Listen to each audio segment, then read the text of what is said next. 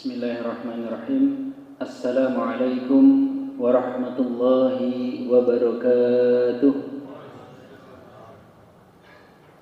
Hamdan syukurillah, wassalatu wassalamu ala rasulillah wa ala alihi wa ashabihi wa man tabi'ahum bi ihsanin ila yaumiddin. Rabbi shrah li sadri wa yassir li amri wa hlul 'uqdatam min lisani yafqahu qawli, amma ba'du. Qala Allah Ta'ala fi kitabihil karim, a'udzu billahi minasyaitonir rajim. Bismillahirrahmanirrahim. Innas safa wal marwata min sya'airillah. Faman hajjal baita aw i'tamara fala junaha 'alaihi ay yatawwafa bihima. Wa man tatawwa'a khairan fa innallaha syakirun 'alim. Sadaqallahul azim wa sadaqa rasuluhu wa nahnu ala dzalika minasyahidin wasyakirin. Amma ba'du. Bapak Ibu majelis ilmu yang saya hormati dan dirahmati Allah Subhanahu wa taala. Yang pertama, marilah sama-sama kita memanjatkan puji dan syukur kepada Allah Subhanahu wa taala yang sampai saat ini masih memberikan kita semua, keluarga kita, saudara kita, anak kita, lingkungan kita, nikmat yang banyak, nikmat yang tidak terhitung, disadari atau tidak, nikmat tersebut melekat pada diri kita. Maka dari itu marilah kita bersyukur kepada Allah Subhanahu wa taala dengan menyebut alhamdulillahirabbil, nikmat yang ada pada diri kita sampai saat ini. Nikmat yang zahir, batin, tapi terkadang nikmat itu masih kalah dengan cobaan yang kita terima.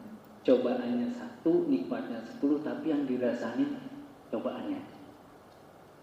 Seringnya kan seperti itu. Nah, nikmat yang agung yang mulia yaitu nikmat iman, Islam, hidayah yang Allah berikan kepada kita semuanya sampai kita diizinkan oleh Allah Subhanahu wa taala berkumpul di tempat yang insyaallah dimuliakan Allah Subhanahu wa ta'ala. Yang kedua, salawat serta salam tidak lupa kita sampaikan, kita sambungkan, kita kirimkan kepada junjungan kita, qudwatuna wa uswatuna Nabi Muhammad sallallahu alaihi wasallam. Allahumma salli wa sallim wa barik alaihi. Semoga di hari akhir nanti kita semua mendapatkan syafaat beliau dan diakui sebagai pengikutnya. Amin ya rabbal. Bapak Ibu yang saya hormati dan dirahmati Allah Subhanahu wa taala, sebelum kita memulai pertemuan yang mulia ini, lebih baiknya kita membaca dan membuka pertemuan ini dengan Ummul Quran, Suratul Fatihah. Berharap semoga di waktu yang singkat ini, di kesempatan yang sangat sebentar, Allah tambah kebaikannya. Pertemuannya 30 menit, 40 menit, ilmunya manfaat sampai 10 tahun, 20 tahun, 30 tahun teringat-ingat. Itu namanya berkah. Barakatu istimraru ziyadatul khair. Terus bertambahnya kebaikan. Maksudnya pertemuannya 30 menit ya, dipakainya 30 menit atau 40 menit, tapi pertemuannya 30-40 menit tambah, punya manfaat, itulah dinamakan keberkahan. Mungkin bapaknya sering pulang kantor bawa nasi goreng 1 bungkus, harusnya cukup untuk bapaknya aja, punya ikut makan, anaknya 2 orang ikut makan, ternyata semuanya kenyang, tercukupi, berarti bertambah. Harusnya nasi goreng untuk makan bapaknya 1 piring, pulang kerja hujan-hujan lapar, nggak taunya 1 porsi itu bisa untuk 4. Itu namanya berkah. Maka dari itu berharap kepada Allah Subhanahu wa taala semoga pertemuan ini dilimpahkan keberkahan dan ilmu yang manfaat. Kita mulai pertemuan ini dengan membaca surat Al-Fatihah.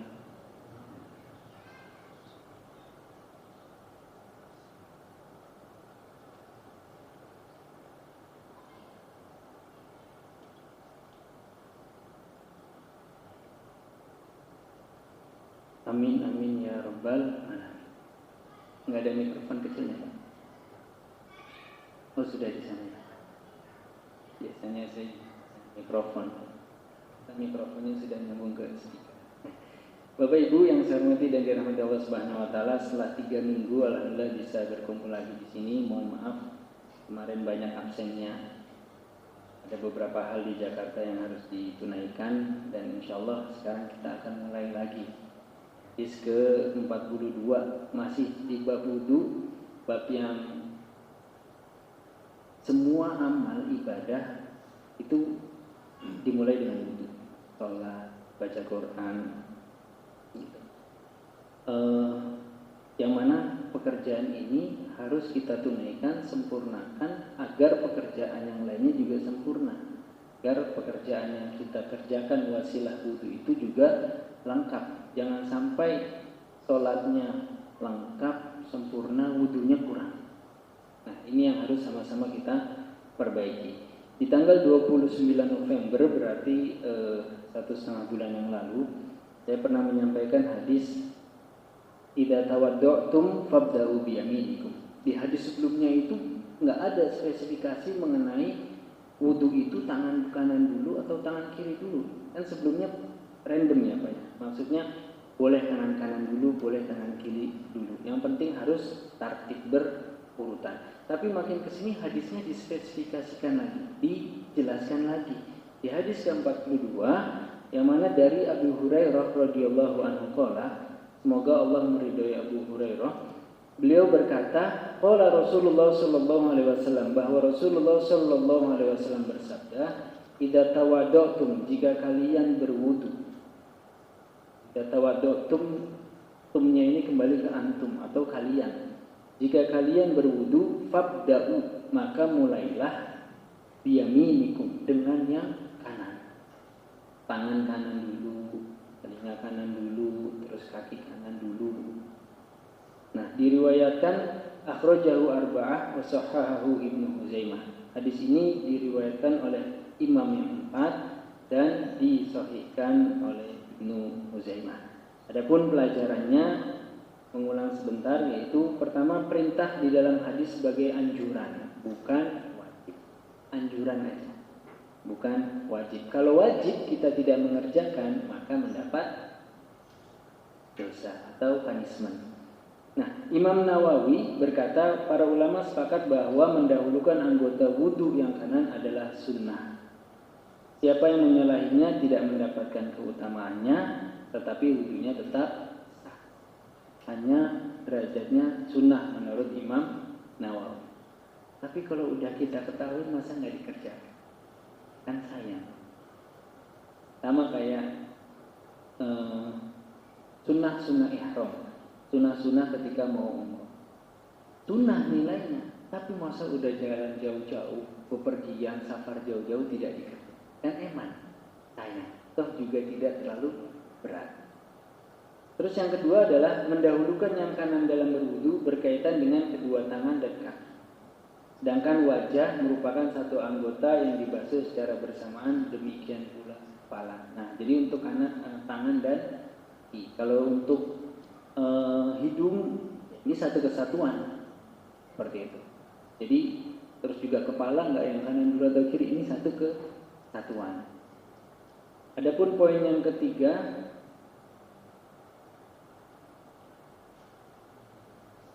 hadis ke-43 ini di 6 Desember, yaitu mengenai mengusap imamah, atau kalau sekarang menutup kepala. Dulu Rasulullah SAW menggunakan imamah, yang mana wa an Mughirati ibnu Syu'bah radhiyallahu anhu anna Nabiya sallallahu alaihi wasallam, dari Mughirah bin Syu'bah, semoga Allah meridai beliau, bahwa Nabi sallallahu alaihi wasallam berwudu lalu mengusap ubun-ubunnya atau bagian depan kepalanya. Wa ala imamati wa khuffaini akhrajahu Muslim. Beliau mengusap ubun-ubun atau ujung kepalanya, kemudian bagian atas sorbannya dan kedua sepatunya, khuffain. Jadi kalau sekarang itu kita mungkin jarang mengerjakan khuffain. Khuffain itu seperti halnya kaos kaki. Dia bahannya kulit atau sekarang mah imitasi, dalamnya itu anget, itu biasa digunakan pada musim dingin, Pak. Jadi kondisinya orang ini sudah berwudu tapi batal. Nah, ketika di kaki dia diusap tapi tidak dibasahkan kakinya, jadi luarnya aja. Ini dicontohkan oleh Rasulullah SAW. Nasiyah ini bagian kepala depannya dan imamah itu bagian atas sorban. Karena kalau kita sekarang sorban itu kan gampang Pak ya, buka tutupnya. Kalau dulu imamahnya Rasulullah SAW gunakan itu melilit-lilit. Kalau seumpamanya dibuka pasti akan memakan waktu. Jadi yang diusap ujung kepalanya dan imamahnya. Tapi kondisi kepalanya suci dari sebelumnya. Hanya saja wudunya batal. Beliau mencontohkan kumur-kumur terus wudu ketika di kepalanya diusap bagian ujungnya dan imamahnya.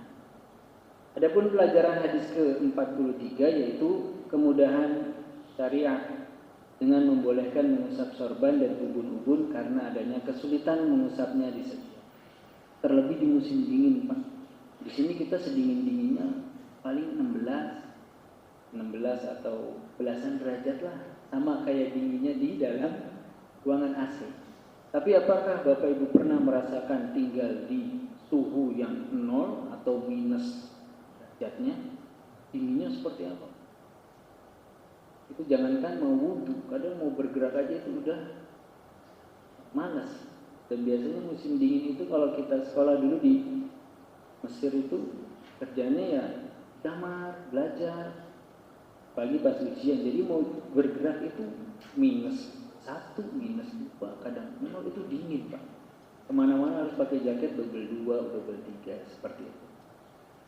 Maka dari itu, kalau kita tidak ada kemudahan dalam berwudu Pak, bayangkan orang-orang yang ada di kutub atau yang ada di bagian yang dingin, ketika wudunya batal harus ngebasuh kepala, sedangkan kondisinya 0 derajat atau minus, dimana nggak menggigil.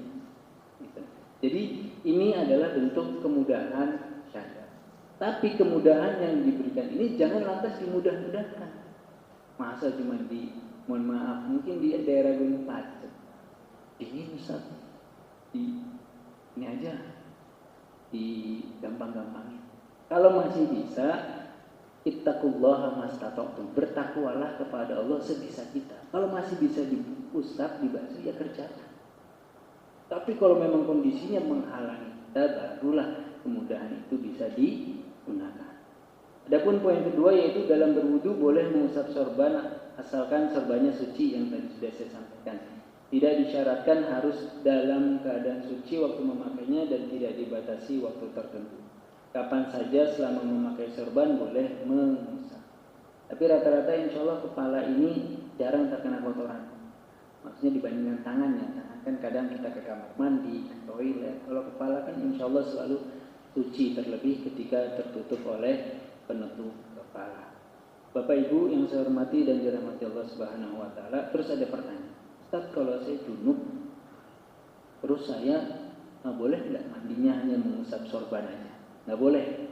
Berdasarkan firman Allah Subhanahu wa taala, wa in kuntum junuban fattahharu. Al-Maidah ayat 6. Jika kamu junub maka mandilah. Dalam bersuci dari hadas besar tidak ada yang diusap, harus dibersihkan kecuali darurat, seperti halnya kalau kena dingin sakitnya kamu, kalau kena dingin membahayakan, itu baru ada hal-hal yang membolehkan. Adapun dalam hadas besar tidak dibolehkan, tidak boleh hanya dengan mengusap sorban, tetapi harus mandi seluruh badan, seperti itu. Poin keempat dalam hadis ini adalah, hadis ini dijadikan dalil dari sebagian ulama bahwa sudah dianggap sah mengusap sebagian kepala. Di hadis sebelumnya kita membahas, menurut Imam Syafi'i boleh hanya depannya aja sedikit. Adapun menurut Imam Abu Hanifah setengah kepala. Adapun menurut Imam Maliki dan Imam Ahmad harus seluruhnya. Ini hadis ini dijadikan landasan bagi ulama yang menganggap bahwa sudah sah mengusap sebagian kepala, tidak diharuskan mengusap seluruhnya. Adapun Imam Ibnu Qayyim rahimahullah berkata, tidak ada satu hadis sahih dari hadis Nabi Shallallahu Alaihi Wasallam yang menjelaskan bahwa beliau mencukupkan mengusap sebagian kepala, melainkan yang ada Nabi Muhammad Shallallahu Alaihi Wasallam ketika mengusap ubun-ubunnya atau ujung kepalanya, beliau sempurnakan lagi dengan mengusap imamah dan penutup kepala. Jadi depannya juga dibasuh untuk menyempurnakan, imamahnya juga diusap. Seperti itu. Bapak Ibu yang saya hormati dan dirahmati Allah Subhanahu wa taala. Di hadis di poin kelima dalam mazhab Imam Syafi'i sendiri, beliau berpendapat yang wajib adalah mengusap sebagian kepala. Sebagian kepala ini atau ujungnya ini wajib. Ini termasuk daripada rukun. Rukun itu sesuatu yang harus dikerjakan dan jika tidak dikerjakan maka ibadahnya tidak sah. Adapun yang sunnah adalah mengusap seluruhnya. Maka lebih aman kita penuhi yang sunnah agar lebih sempurna dalam mengusap kepala. Seperti itu. Jadi seluruhnya ini sunnah, tapi kalaupun hanya bisa depan aja juga tidak apa-apa. Ini menurut mazhab Imam Syafi'i. Bapak Ibu yang saya hormati dan dirahmati Allah Subhanahu wa taala, dua hadis ini adalah hadis sebelumnya, pertemuan di bulan lalu atau di tanggal 6 Desember 2023, tepatnya di Jumadil Awal 1445 Hijriah. Adapun sekarang kita ada di tanggal berapa, Pak? Hijriahnya. Ada yang tahu? Jumadil Awal, Jumadil Akhir. Bis Jumadil Akhir, Rajab, Sya'ban, Ramadan. 3 bulan. Nah, insyaallah kita memasuki bulan Ramadan. Adapun sekarang kita ada di tanggal 3 Januari 2024 Masehinya. Adapun di tanggal Hijriahnya kita di 21 Jumadil Tsani 1445 Hijriah. Tidak terasa bentar lagi Ramadan, Rajab, Sya'ban, Ramadan, Syawal. Di situ Jumadil bukan. Jumadil sebelum Zulqa'dah, Zulhijjah. Terlalu cepat waktu ini bergulir. Tiba-tiba udah bertambah umur. Semoga kita semua bisa memanfaatkan waktu-waktu ini dengan sebaik-baiknya. Amin ya rabbal. Bapak Ibu yang saya hormati dan dirahmati Allah Subhanahu wa taala. Di hadis ke-44 di sini saya ingin menyampaikan tentang satu. Sebenarnya ini di minggu kemarin juga, tapi saya perjelas lagi. Di minggu kemarin itu pertemuan kemarin masih sekedar terlalu cepat saya menjelaskan. Nah, di sini tentang wajib berurutan ketika berwudu. Ketika kita berwudu wajib harus berurutan. Landasannya apa? Hadis ini juga sebenarnya bukan hadisnya wudu yang digunakan, tapi hadis di dalam bab haji ataupun umroh. Yang mana hadis ini wa an Jabir ibnu Abdullah radhiyallahu anhu, dari Jabir anak Bapak Abdullah radhiyallahu anhu, semoga Allah meridai mereka berdua. Siapa? Jabir kali bapaknya Abdullah. Berarti mereka berdua ini bapak dan anak masuk Islam di zaman Nabi Muhammad sallallahu alaihi wasallam. Makanya di situ radhiyallahu anhu, semoga Allah meridai mereka berdua. Fi sifatil haji Nabi sallallahu alaihi wasallam, tentang sifat atau tata cara haji Nabi Muhammad sallallahu alaihi wasallam. Qala, beliau bersabda, siapa Nabi Muhammad sallallahu alaihi wasallam? Yang mana matan atau konteksnya adalah ibda'u bima bada'allahu bihi. Biasanya ini konteksnya Pak. Ibda'u bima bada'allahu bihi. Mulailah dengan apa yang telah dimulai oleh Allah Subhanahu wa taala. Akhrajahu Nasa'i hakadha bilafzil amr. Menurut Imam Nasa'i, lafaz ini adalah perintah. Wa huwa inda Muslim bilafzil khabar. Tapi menurut riwayat Muslim ini hanya khabar, hanya berita, kabar. Ini jadi menurut Imam Nasai perintah, menurut Imam Muslim ini hanya berita atau khobar. Hadis ini biasanya digunakan di bab haji atau umroh, tapi dimasukkan ke bab wudu. Kenapa? Karena ingin menjelaskan kepada kita bahwasanya kita memulai seperti halnya Allah itu memulai. Kita mulailah dengan apa yang telah dimulai oleh Allah Subhanahu wa Ta'ala. Biasanya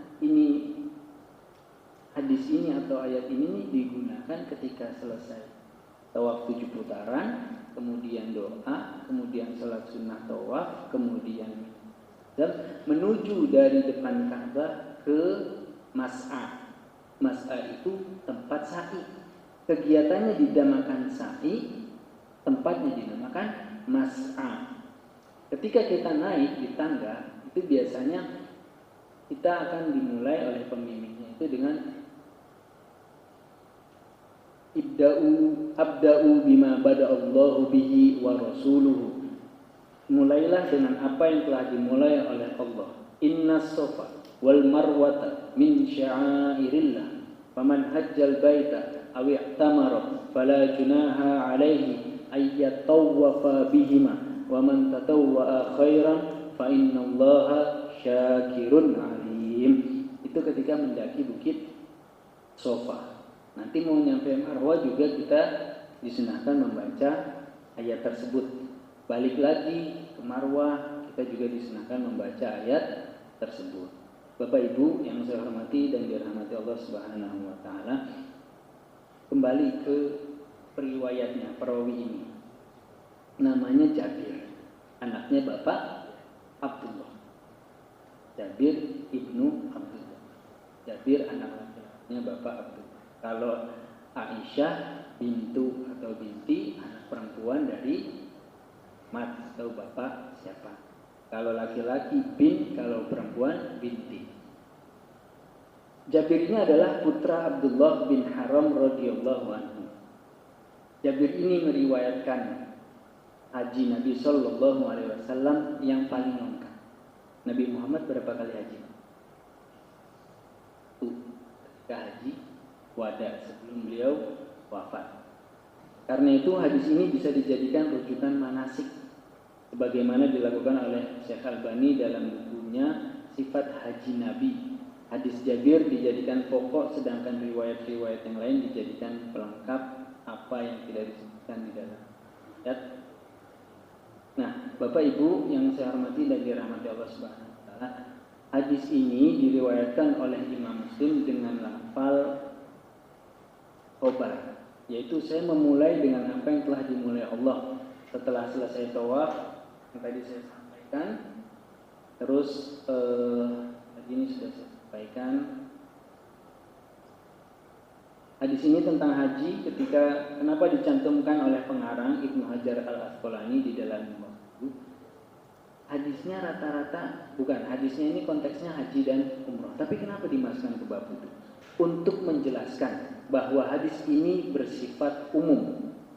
Yakni kita diperintahkan untuk memulai dengan apa yang dimulai oleh Allah Subhanahu wa Ta'ala. Nanti akan ada ayatnya setelahnya. Maka dalam konteks wudu, kita memulai wudu itu dengan membasuh muka, kemudian kedua tangan, kemudian kepala, kemudian kedua kaki, karena Allah memulainya dalam Quran dengan ayat tersebut. Walaupun masalah ini ditemukan dalam permasalahan haji, ada kaidah usul fikih yang berbunyi al-ibratu bi umumil lafzi la bi khususis sabab.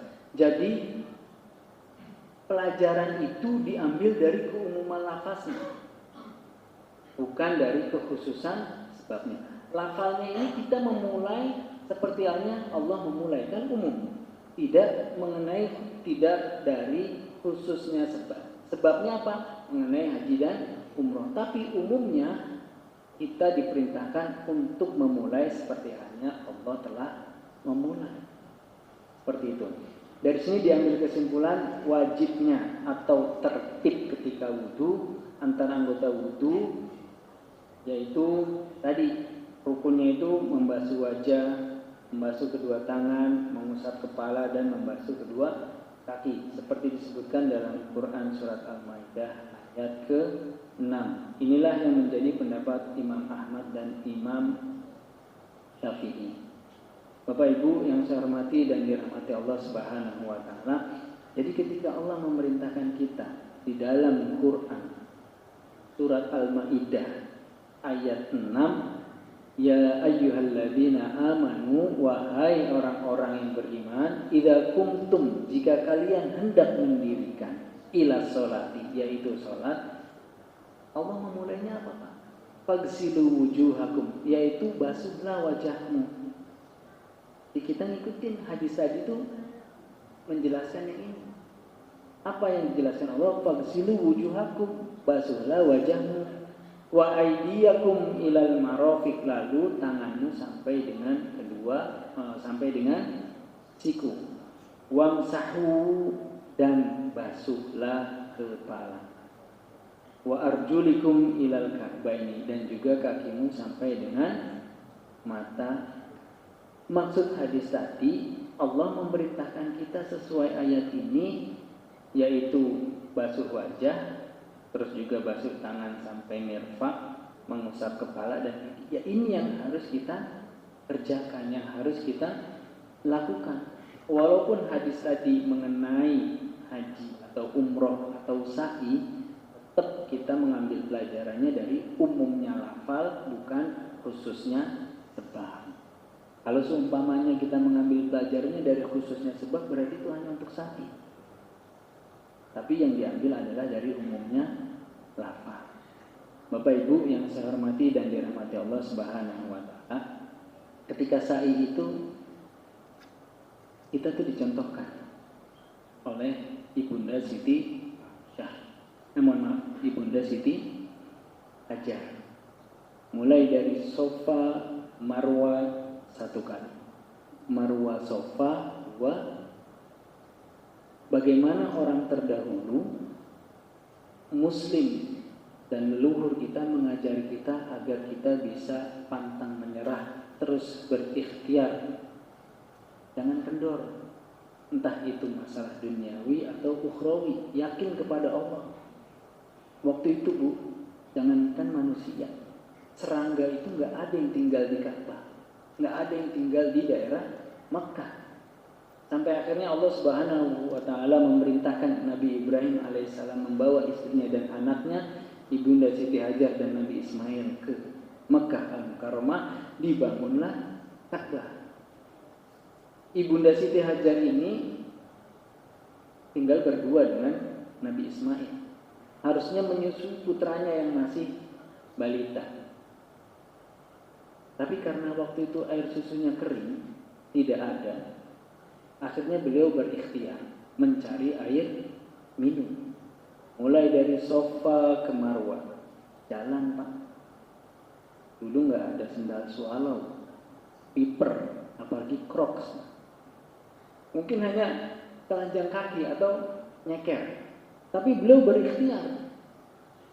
Anak saya nangis, air susunya habis, tidak ada air minum, jangankan air putih, jangankan air susu, air putih aja nggak ada. Akhirnya beliau berikhtiar mulai dari Safa ke Marwa. Saya lihat di Marwa sepertinya ada air. Saya harus ikhtiar, di sana ada air. Ketika disamperin, ternyata fata morgana, hanya ilusi, hanya bayang. Di Marwa beliau melihat kayaknya di Safa ada ini. Didatangi lagi 2 kali. Ternyata ketika sampai di sana, Ibunda Siti Hajar mendapati tidak ada apa-apa, kosongan. Sampai ketiga kali beliau datang lagi di tempat yang sama. Safa Marwa 1 kali, Marwa Safa 2 kali, Safa Marwa 3 kali, Marwa Safa 4 kali, Safa Marwa ganjil, Marwa Safa genap. Dari Safa ke Marwa ketika 7 kali, disitulah Nabi Ismail alaihissalam semakin kencang nangisnya, semakin haus, dan disitu malaikat Jibril membentangkan sayapnya. Malaikat Jibril ini diriwayatnya memiliki 600 sayap. Satu sayapnya itu dari barat ke timur banyak. Akhirnya sayapnya menembus ke bumi, keluarlah air Zam-Zam dari depan Ka'bah. Nabi Ismail alaihissalam semakin kencang nangis. Sampai akhirnya Ibunda Siti Hajar mendengar tangisan tersebut, beliau menghampiri dan beliau mendapati di situ ada air Zam-Zam. Barulah beliau memanggil Zam-Zam, Zam-Zam, Zam-Zam, atau berkumpullah, berkumpullah, berkumpullah. Dan sampai ribuan tahun sampai saat ini air tersebut masih ada dan dinikmati oleh seluruh jamaah muslim, jamaah umrah ataupun haji di seluruh dunia. Apa yang bisa kita ambil? Yang pertama, bagaimana Ibunda Siti Hajar mengajari kita untuk terus berikhtiar, pantang menyerah, dan terus berusaha. Kadang kita nggak sadar Pak, kerjanya di kantor jam 7 sampai jam 5, tapi rezekinya dari yang lain. Kita kerja di perusahaan A, rezekinya dari yang lain. Kita ikhtiar di tempat yang ini, taunya rezekinya dari yang lain. The thing is, yang paling penting adalah taharruk. Yang paling penting bergeraklah. Fa inna fil harakah barokah. Karena di setiap gerakan pasti ada keberkahan. Semakin kita kerjanya ikhlas, semakin kita kerjanya keras, pasti rezekinya datang. Tapi kadang bukan dari yang situ. Seperti yang halnya Ibunda Siti Hajar, kerjanya dari sofa ke marwah, marwah ke sofa, sofa ke marwah, marwah ke sofa 7 kali. Tapi didapatinya dari yang mana? Dari tempat lain. Bapaknya sadar nggak? Ibunya sadar nggak? Bapaknya kerja, kadang kan pulang kantor itu Pak ya, sambat ya. Oh capek banget, dimarahin. Karena beban kerjanya ini tinggi, selalu pulang-pulang itu mengeluh. Tapi karena beban cicilannya lebih besar, ya dilakonin terus. Gitu ya Bu. Nah, yang penting adalah bagaimana kita terus berjalan, bagaimana kita terus berikhtiar, jangan pantang menyerah. Makanya tadi di surat yang rakaat pertama saya baca Al-Insyirah, saya senang banget itu.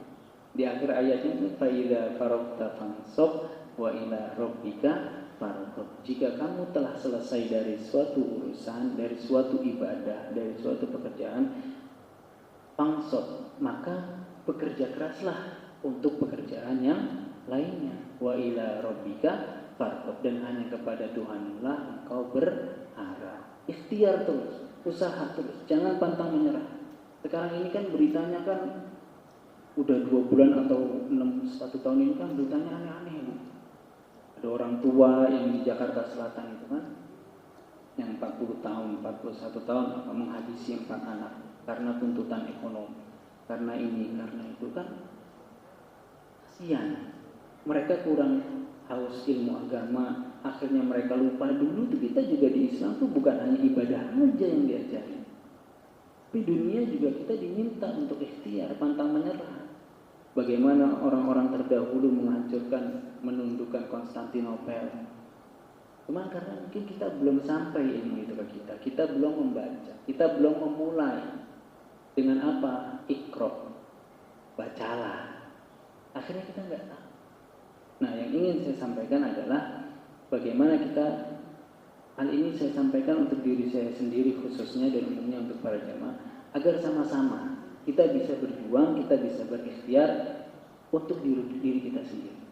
Masalah setiap orang berbeda, cobaannya berbeda, tapi setelah selesai diangkat derajatnya juga berbeda-beda. Yang penting kita terus bergerak, terus ikhtiar dalam melanjutkan kehidupan, dalam beribadah, dalam bekerja, agar apa? Agar kita bisa beribadah kepada Allah dengan sebaik-baiknya. Itu adalah filosofi sa'i yang sederhana. Kerjanya di mana, rezekinya juga di mana. Itu yang harus sama-sama kita yakini. Jangan sampai kerjanya di tempat A berharapnya dari situ. Enggak. Insya Allah rezekinya tetap dari yang, asalkan kita bekerja dengan ikhlas, dengan niat lillah. Nah, Bapak Ibu yang saya hormati dan dirahmati Allah Subhanahu wa taala, jadi di hadis ke-44 ini adalah mendahulukan apa yang didahulukan Allah. Sampai dalam penyebutan, baik berdalil dengan sabdanya saya memulai atau dengan sabdanya mulailah. Di dalam hadis ini, ayat ini jelaskan lagi tentang wudu, dimulainya dengan membasuh wajah, kedua tangan sampai siku, setelah itu kepala dan juga kaki.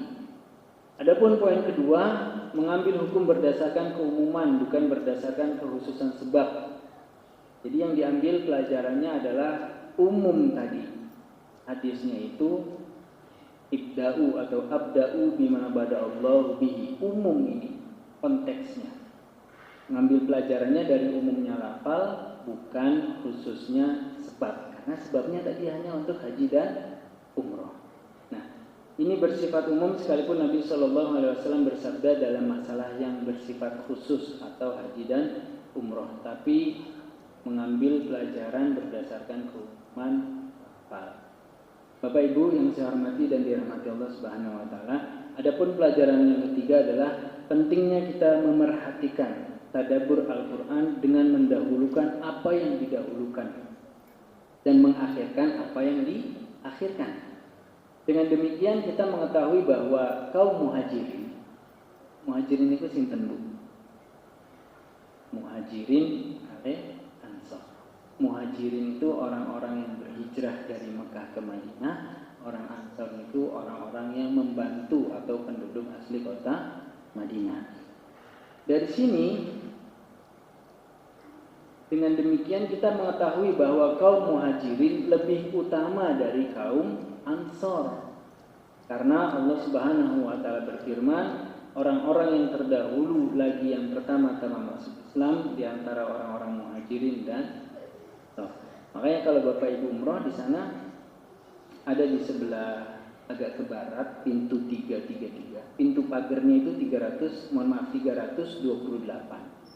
Itu ada satu tempat dinamakan Sakifah Bani Sa'ad, atau di mana tempat kayak balai desa, tempat di mana bukan balai desa, tempat di mana dulu Abu Bakar As-Siddiq dibaiat menjadi khalifah yang pertama menggantikan Nabi Muhammad sallallahu alaihi wasallam. Ketika Nabi Muhammad sallallahu alaihi wasallam wafat, itu beliau kan tidak langsung dimakamkan. Ada selang sekitar 2-3 hari. Karena apa? Karena Ansor dan Muhajirin ini selisih paham. Siapa yang akan menggantikan kepemimpinan umat Islam setelah wafatnya Rasul? Muhajirin berkata, ya kita. Karena kita orang yang paling berhak terdahulu. Kata orang Ansor, ini nggak bisa. Ini rumah kami, tanah kami. Jadi ya kami yang harus menjadi penerusnya Nabi Muhammad Sallallahu Alaihi Wasallam, khalifah setelah Nabi. Di situ selisih Bu. Akhirnya waktu itu diusulkanlah, karena dua-duanya ini sama-sama menjadi yang terbaik, merasa paling baik. Tapi Islam mengajarkan bagaimana musyawarah ittifaq, musyawarah berdiskusi. Akhirnya di situ waktu itu diusulkanlah Umar bin Khattab, karena yang paling berani, jagoan, paling berwibawa. Tapi Umar bin Khattab ini berkata, bagaimana bisa saya menjadi khalifah sedangkan di antara kita masih ada Abu Bakar. Abu Bakar ini sahabatnya Rasul, juga mertuanya. Abu artinya bapak, Bakar itu bukan yang suka ngebakar Bu ya, atau Abu Gosok atau Abu Bakar, dan itu kita terkesannya seperti itu. Tapi Abu itu adalah Pak, Bakar itu adalah yang mendahulukan. Jadi Abu Bakar ini adalah seseorang yang sering mendahulukan kebaikan, terlebih di sholat subuh. Makanya dinamakan Abu Bakar, bukan Abu yang telah dibakar. Kalau orang yang nggak paham kan seperti itu. Abu Bakar adalah orang atau bapak yang selalu mendahulukan kebaikan, terlebih di waktu subuh. Akhirnya waktu itu Muhajirin sepakat, Ansor sepakat, dan dibaiatlah Abu Bakar As-Siddiq menjadi khalifah yang pertama menggantikan Rasulullah Sallallahu Alaihi Wasallam. Dibaiat waktu itu di tempat yang namanya Sakifah Bani Sa'adah. Itu ada di sekeliling Masjid Nabawi. Tapi ketika saya berangkat di Desember kemarin, awal-awal Desember, itu kan bentuknya seperti halnya taman. Ada pohon-pohon terus dipagerin. Sekarang udah dibersihkan, udah dirapihkan, dan tempat itu sudah tidak.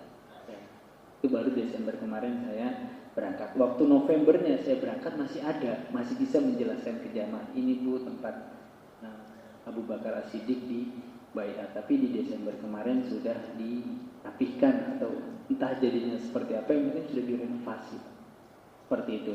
Nah, dari poin ketiga ini adalah kaum muhajirin lebih utama daripada kaum ansor, karena Allah Subhanahu wa taala mendahulukan mereka di dalam penyebutan ayatnya. Juga karena kaum muhajirin menghimpun antara hijrah dan membela Nabi Muhammad sallallahu alaihi wasallam. Bukan hal yang mudah menjadi kaum muhajirin. Bagaimana kita berkorban harta, jiwa, raga, keluarga untuk mendukung, mensupport dakwahnya Rasulullah sallallahu alaihi wasallam.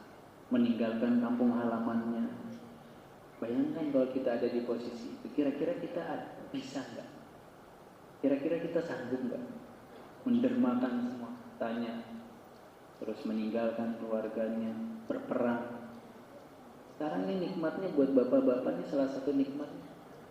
Belum ada panggilan jihad, Pak. Itu nikmat.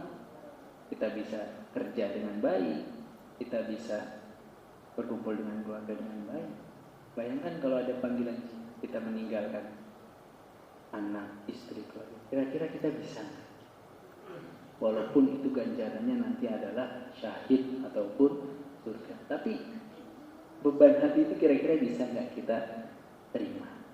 Nah, Bapak Ibu yang saya hormati dan dirahmati Allah Subhanahu wa taala, adapun poin yang keempat dari hadis ke-44 yang mana tadi ibda'u bima bada'allahu bihi, yaitu wajib menjaga urutan dalam berwudu. Karena sabdanya, saya memulai dengan apa yang dimulai oleh Allah Subhanahu wa taala, atau mulailah. Kalau abda'u itu saya memulai. Tapi di konteks yang lainnya ibda'u itu mulailah atau perintah. Mulailah dengan apa yang dimulai oleh Allah Subhanahu wa taala. Yaitu apa yang dimulai oleh Allah Subhanahu wa taala dalam perintah berwudu. Yang pertama membasuh wajah, kedua membasuh kedua tangan, kemudian mengusap kepala, dan terakhir adalah membasuh kedua kaki. Adapun poin kelima dari pelajaran ini adalah urutan antara berkumur-kumur dan memasukkan air ke hidung lalu menghembuskannya dan membasuh muka, juga urutan antara satu tangan dan tangan lainnya, atau antara satu kaki dan kaki lainnya, atau antara dua telinga dan kepala. Para ulama menyepakati bahwa urutan ini derajatnya, tingkatannya sunnah, bukan wajib, karena kedudukannya sama dengan anggota wudu, tetapi mendahulukan yang kanan lebih utama sebagaimana telah dijelaskan. Maksudnya gini, kita ini membasuh hidung, kanan dulu atau kiri dulu, telinga kanan dulu atau kiri dulu, atau kepala sisi kanan dulu atau kiri dulu. Itu semuanya satu kesatuan. Jadi yang dimaksud dengan kanan dan kiri adalah tangan dan kaki. Seperti itu. Ini adalah hadis ke-44 mengenai mulailah, judulnya itu wajib berurutan ketika berwudu. Hadis ke-44. Bapak Ibu yang saya hormati dan dirahmati Allah Subhanahu wa taala, adapun hadis ke-45 yaitu mengenai membasuh kedua siku saat berwudu. Ini yang kadang kita kaum laki-laki atau ibu-ibu lupa kalau sikunya tidak terbasuh. Kadang sampai setengah, kadang mungkin hanya tangan saja, atau adik-adiknya wudunya tidak sempurna sampai siku. Ini yang harus kita sama-sama perhatikan. Yang mana hadis ini menjelaskan tentang wa'anhu dan darinya. Siapa? Wa'anhu ini berarti sebelumnya yang meriwayatkan hadis, yaitu Jabir bin Abdullah, dan darinya siapa? Yaitu Jabir bin Abdullah. Karena Nabi sallallahu alaihi wasallam, bahwa Nabi sallallahu alaihi wasallam idza tawaddu'a, jika beliau berwudu, adarul ma'a ala mirfaqaihi. Nabi sallallahu alaihi wasallam saat berwudu mengalirkan air pada kedua sikunya. Jadi dialirkan dari atas ke bawah, bukan dari siku ke tangan. Kadang kan ada kita yang dari siku ke tangan, tapi dari ujung tangan ke siku. Ini yang sama-sama harus kita perhatikan. akhrajahu Daraqutni bi isnadin dhaifin. Hadis ini diriwayatkan, dikeluarkan oleh Daraqutni dengan sanad yang dhaif atau lemah. Nah, Bapak Ibu yang saya hormati dan dirahmati Allah Subhanahu wa taala, penjelasan dari hadis ini adalah faedah hadis yang pertama, hadis ini secara sanad itu urutannya dari orang A ke B ke C ke D dan sampai kita saat ini lemah. Namun jika dilihat dari isi matan atau konteksnya benar. Dari sini disimpulkan bahwa siku dan mata kaki ikut dibasuh saat berwudu. Adapun ayat yang membicarakan hal ini, ayatnya mana? Dikuatkan lagi dengan Quran surat Al-Maidah tadi. Idza kumtum ila sholati ya ayyuhalladzina amanu idza kumtum ila sholati, wahai orang-orang yang beriman, jika kalian hendak mendirikan salat maka basuhlah mukamu terus juga dan tanganmu sampai dengan mirfaq, sampai dengan siku. Wamsahu birusikum, maka dan juga basuhlah kepalamu, wa arjulakum ilal ka'baini, dan juga basuhlah kakimu sampai dengan kedua mata. Jadi sikunya jangan sampai lupa, Pak. Dan upayakan dari telapak tangan ke siku, bukan dari siku ke telapak. Karena perintahnya seperti itu. Wa aidiyakum ilal marafiqi. Jadi dari tanganmu sampai dengan siku, bukan dari siku ke tangan. Leres nggih? Kebayang ya, Pak? Terus juga kaki. Kaki ini wa arjulakum ilal ka'baini, kaki dari ujung kaki sampai dengan ke mata kaki, bukan dari betis kaki bawah. Kan gitu, Bu ya. Ini sama-sama kita pelajari, sama-sama kita perhati agar ketika wudu hendaknya dari atas ke bawah. Ambil air baru digosok. Kan dari siku ke bawah. Begitu juga kaki, bukan dari betis atau dari bawahnya betis ke bawah, tapi dari kaki ke baik atau ke mata kaki. Ini berdasarkan Quran surat Al-Maidah ayat ke-6. Kata ila dalam ayat bermakna ma'a, artinya bersamaan. Berarti siku dan mata kaki ikut dibasuh. Kadang anak-anak anak namanya juga ya Pak ya, belum ada beban taklif. Itu kan kakinya cuma cepat.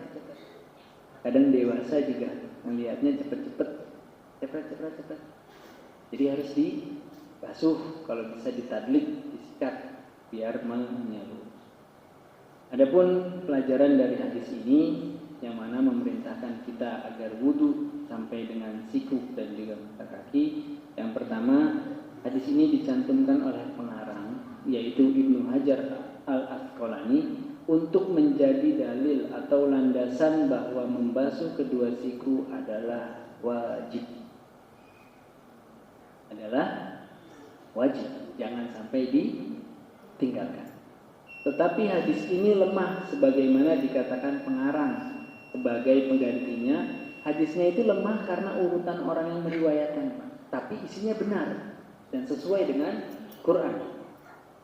Nah, sebagai gantinya dicantumkanlah hadis Abu Hurairah yang terdapat di dalam Sahih Muslim bahwa Rasulullah SAW berwudu lalu membasuh kedua lengannya hingga masuk ke dua bahu. Dan juga poin yang kedua, terkadang sebuah hadis lemah sanadnya tetapi isinya benar. Atau ada juga yang sanadnya benar tetapi isinya lemah. Seperti terbalik matanya atau orangnya. Matanya itu terbolak-balik. Kadang kita menemukan hadis yang seperti itu. Adapun poin ketiga dari hadis ke-45, wajib membasuh kedua siku karena Rasulullah SAW mengalirkan atau meratakan air ke kedua siku beliau. Dan Allah berfirman di dalam Quran tadi, yaitu wa aidiyakum ilal marafiqi, dan tanganmu sampai dengan ke siku. Dan jumhur ulama menafsirkan, jumhur ulama tafsir berkata sesungguhnya huruf ila dalam ayat ini bermakna ma'a atau sampai dan juga termasuk. Jadi Bapak Ibu yang saya hormati dan dirahmati Allah Subhanahu wa taala, kita, anak cucu kita atau saudara kita hendaklah memperbaiki wudunya sampai dengan siku, dari tangan sampai siku, kaki sampai dengan mata, agar ibadah wudunya sempurna dan ibadah yang lainnya juga lebih sempurna. Mungkin itu yang bisa kami sampaikan. Kita tutup pertemuan kali ini, mengingat sudah masuk ke sholat isya. Semoga apa yang disampaikan barusan mendapatkan kebaikan dan keberkahan. Ketahuilah jika Bapak Ibu mendapat kebaikan dan keberkahan dari ilmu tersebut, itu datangnya dari Allah Subhanahu wa taala, bukan dari diri saya. Adapun jika ada penyampaian atau kekeliruan dalam pembahasan pada malam hari ini, ketahuilah itu datangnya dari saya pribadi. Mohon dibukakan pintu maaf yang sebesar-besarnya. Kita tutup pertemuan kali ini dengan membaca Alhamdulillahirabbil alamin dan ditutup dengan doa kafaratul majlis. Subhanakallahumma wa bihamdika asyhadu an la ilaha illa anta astaghfiruka wa atubu ilaik. Assalamualaikum warahmatullahi wabarakatuh.